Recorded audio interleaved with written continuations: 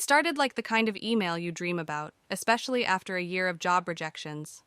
Position in Tokyo, Japan, high paying, immediate start, housing provided. The offer seemed tailored to me, a struggling graphic designer from Kuala Lumpur, craving change, adventure, and a fresh start. Tokyo had always been my dream city, and now it felt like life was finally giving me that break.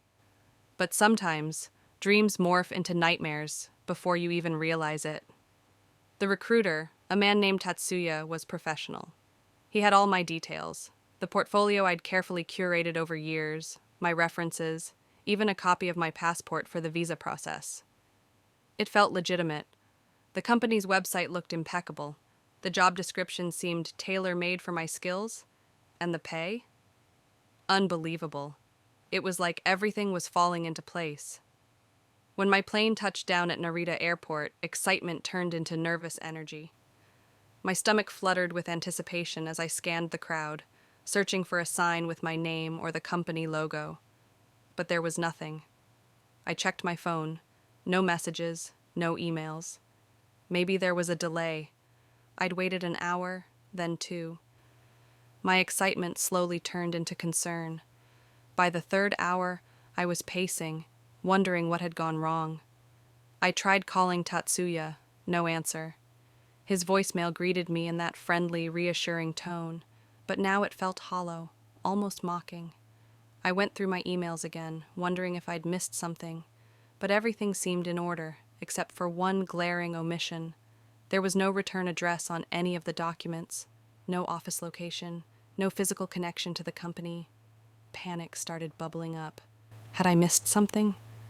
I tried to convince myself that this was just an oversight. Finally, I made my way to a hotel near the airport. After hours of waiting, I realized something was deeply wrong. The next day, I decided to visit the embassy. Maybe they could help. But that's when the nightmare truly began. When they asked for my passport, I confidently handed it over.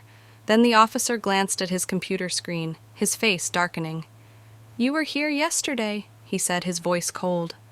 I shook my head, baffled. "No, I just arrived." He gave me a long, assessing look before turning the screen toward me, and there it was. My name, my passport number, everything, logged just 24 hours earlier. That couldn't be possible. I hadn't been here before, had I? The officer's questions became sharper. "Where are you staying? Who are you meeting?" I had no answers that satisfied him. As I sat there, my world began to unravel. The embassy officer stepped away to make a phone call, and I stared at the screen. It was like looking into a void where my identity had once been. When the officer returned, his expression had shifted. Sympathetic, but firm. "Someone is using your information," he said quietly. "They've been making withdrawals from your accounts, setting up businesses in your name." I felt my blood drain. "But I'm me. How is this happening?" "We don't know how, but right now, your identity isn't yours anymore." I was stunned. Somehow, I had lost the most basic thing I had, myself. Days passed in a blur of police reports, calls to banks, and desperate attempts to reclaim my identity.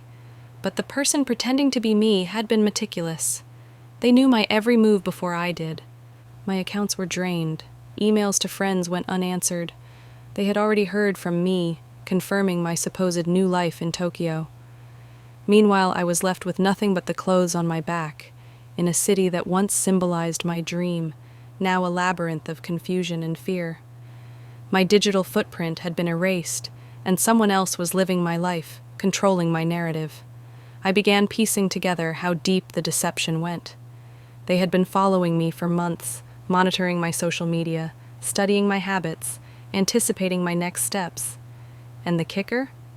Whoever this was, they had set up fake businesses in my name, laundering money, drawing attention from the wrong kinds of people. I was now not only homeless and broke in a foreign country, but also a target for criminal investigations. At that point, I realized I needed help. Real help, beyond what I could manage. That's when I made the decision to contact the Malaysian embassy. It was a long shot, but it was my only option.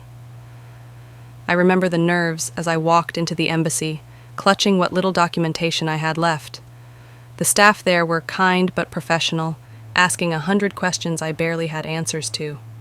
For the first time in weeks, I felt a sliver of hope when the consular officer, a calm and reassuring woman named Hana, took me aside and said, "We're going to help you through this." Over the next few days, the embassy worked tirelessly to track down leads, liaise with the Japanese authorities, and pull me out of the mess I was drowning in.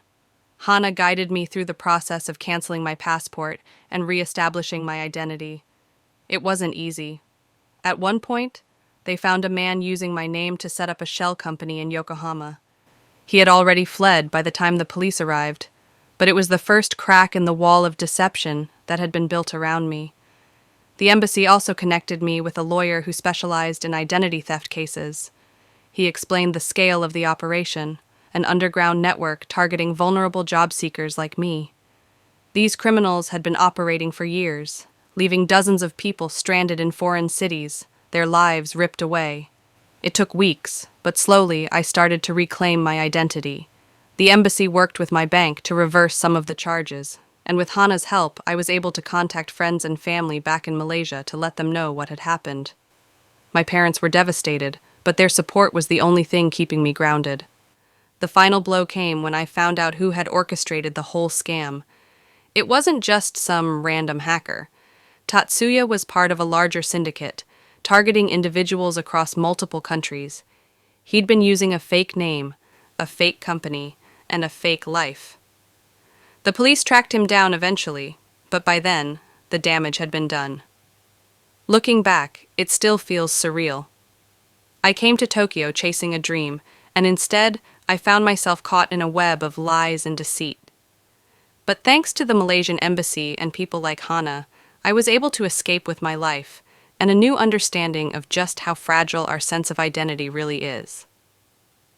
If there's anything I've learned from this nightmare, it's this. Trust is a currency that scammers thrive on. They prey on your hopes, your dreams, and your desire for something better. In my case, it was the allure of a dream job in a dream city. But whether it's a job, a relationship, or a business deal, always verify.